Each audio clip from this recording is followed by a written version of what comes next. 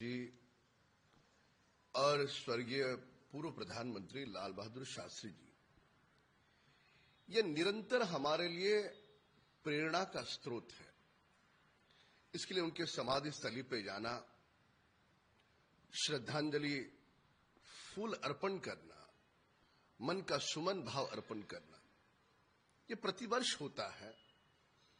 पर प्रतिदिन मुझ जैसे कर्मठ कार्यकर्ताओं को, उनकी जीवनी को जब भी पढ़ने का प्रयास करता हूं, अपने आप में एक प्रेरणा का स्थल है।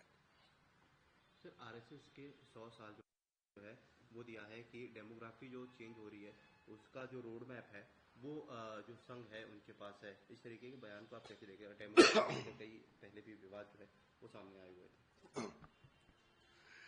आदरणीय प्रधानमंत्री जी ने आरएसएस के 100 वर्ष पूर्ण होते समय सारे अतीत के इतिहास के पन्ने पलट करके सारी सच्चाई देश और दुनिया को बताई।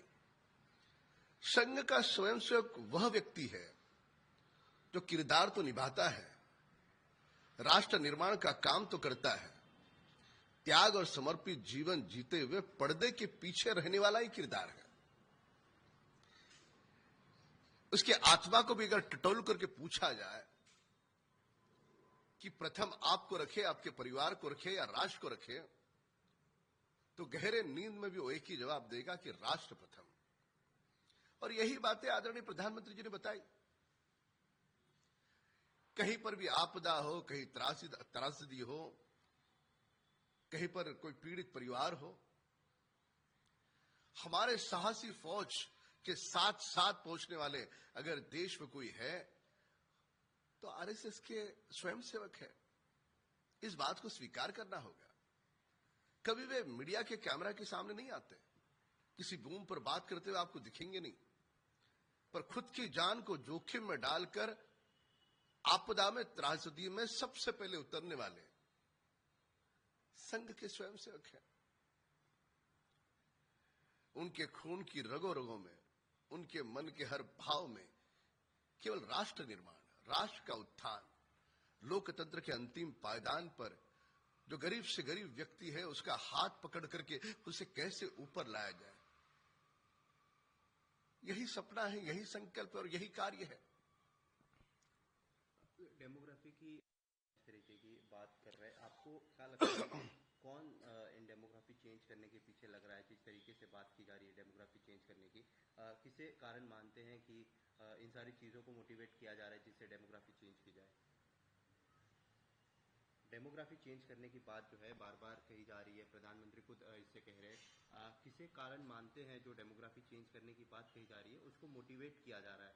कि कौन मोटिवेट कर रहा है जिससे डेमोग्राफी चेंज की जाए?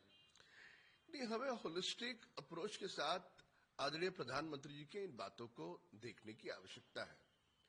आदरणीय प्रधानमंत्री जी ने 2014 में ही जब वे प्रधानमंत्री बने तब से वे कह रहे कि सबका साथ सबका विकास, हर तबके को हमको साथ में लेकर चलना होगा। वो पीड़ित हो, प्रताड़ित हो, आदिवासी हो, कोई भी समाज का हो, हर समाज के वर्ग को हमको लेकर के आगे चलना है। और वही काम आदरणीय प्रधानमंत्री जी ने विगत 11 वर्षों में किया और वही काम आरएसएस का संगठन गत 100 वर्षों से कर रहा है। आने वाले जब तक सूर्य और चंद्रमा है तब तक करेंगे।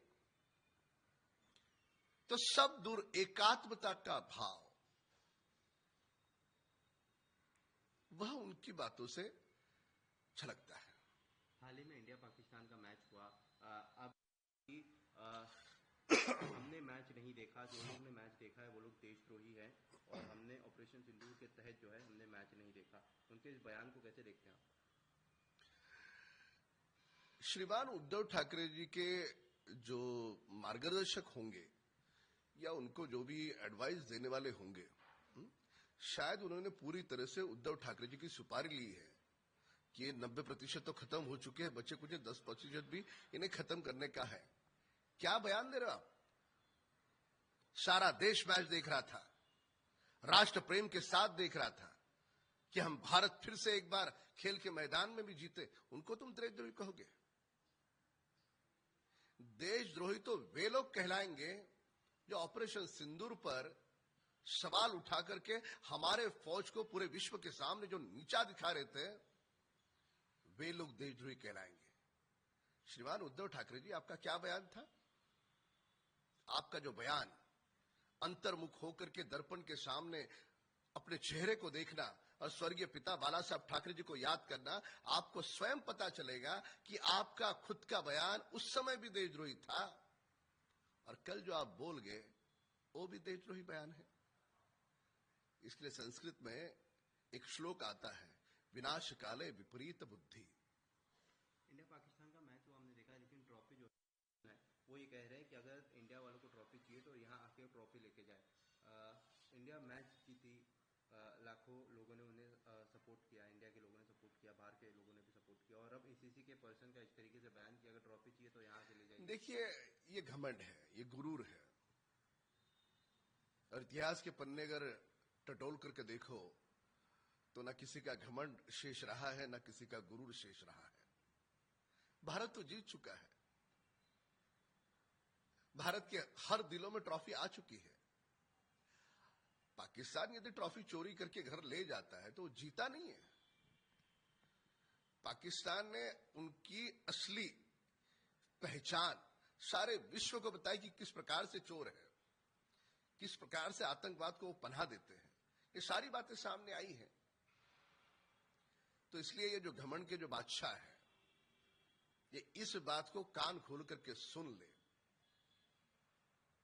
बड़े बड़े सम्राटों का घमंड नहीं रहा तो आप तो कौन से खेत की मूली हो। फिर से मैच होगा, फिर से भारत की क्रिकेट की टीम तुम्हें उखाड़ करके फेंक देगी। सर, एक आखिरी सवाल, आज दशहरा रैली, ऐसे में जो संजय राउत का जो सामना है वो भी देखा जाए, उसमें उन्होंने ये लिखा है कि राजा केवल महोत्सव मना रहे और प्रजा जो है वो तरस रही है, वो यहाँ वहाँ। देखिए, श्रीमान उद्धव ठाकरे जी की जिसे आप दशहरा रैली कह रहे हैं, वो दशहरा रैली नहीं है, वो रोने धोने का एक कार्यक्रम है। पूरा रोना होगा। उन्हीं शब्दों का चयन, गद्दार, खंजीर, मुंबई को महाराष्ट्र से तोड़ेंगे, किसानों के लिए कुछ नहीं कर रहे, इन्हीं शब्दों का चयन होगा। ये छोड़ करके कुछ कर ही नहीं सकते। जब खुद मुख्यमंत्री थे, मिट्टी पाव को न लगे, कपड़े गंदे न हो करके रेड कारपेट बिछाकर कुछ मिनटों के लिए किसानों के बीच में जाने वाले श्रीमान उद्धव ठाकरे जी हमें सिखाएंगे। लोगों से हाथ इसलिए नहीं मिलाया गया था उस समय कि वो हाइजीनिक नहीं है। किसान से हाथ मिलाना उबाटा के नेताओं को हाइजीन लगता है, उन्हें लगता है कि उससे बीमारी आएगी। और उसी प्रकार की बातें आज इनके भाषण में, रोने धोने के प्रोग्राम में होगी। केवल और केवल मनोरंजन। भारत में पूरी तरह से मनोरंजन राहुल गांधी करते हैं देश में, और महाराष्ट्र में श्रीमान उद्धव ठाकरे जी और उनका गुट करेगा। आज श्रीमान उद्धव ठाकरेजींचा दसरा मेळावा आहे, पण आपण जर बघाल तर हा मेळावा नाही, रडगाण्याचा कार्यक्रम असणार आहे। म्हणजे तेच शब्द, नवीन शब्द पण यांना सापडत नाहीत। कोथळा, खंजीर, गद्दार, पक्ष चोरला, चिन्ह चोरलं, बाप चोरला, अमुक चोरला, आणि त्याच्यानंतर मुंबईला महाराष्ट्रापासून तोडणार। शेतकऱ्यांना काय दिलं, याच्या पलीकड्यांचं भाषण जाणारच नाही। थोडी बहुत मोदीजींवर टीका, अर्धी टीका आदरणीय मुख्यमंत्री देवेंद्र फडणवीस साहेबांवर, आणि काही टीका माननीय उपमुख्यमंत्री एकनाथ शिंदे साहेबांवर। आपण जेव्हा स्वतः मुख्यमंत्री होतात, रेड कार्पेट का टाकलं होतं शेतकऱ्यांना भेटताना? तो चिखल तुमच्या पायाला लागू नये म्हणून? त्या शेतकऱ्यांना हात का नाही मिळवलेत आपण? हायजीन नाहीत म्हणून? तुम्ही आम्हाला सांगणार? आमचं सरकार शेतकऱ्यांच्या पाठीमागे खंबीरपणे उभा आहे। आणि देशद्रोही म्हणता ना तुम्ही, ज्यांनी क्रिकेट मॅच पाहिली, क्रिकेट मॅच पाहणारे राष्ट्रप्रेमी होते, कारण त्यांची इच्छा होती की भारत पुन्हा एकदा खेळाच्या मैदानावर जिंकावा। पण त्या राष्ट्रप्रेमींना जे देशद्रोही म्हणतात, आरशात एकदा बघावं आणि स्वर्गीय बाळासाहेब ठाकरेंना आठवून बघावं। राष्ट्रप्रेमींना देशद्रोही म्हणणारे स्वतः देशद्रोही आहेत. आजचा मेळावा नाही, आजचा फक्त रडगाण्याचा कार्यक्रम आहे. वीके न्यूज, राष्ट्र के नाम.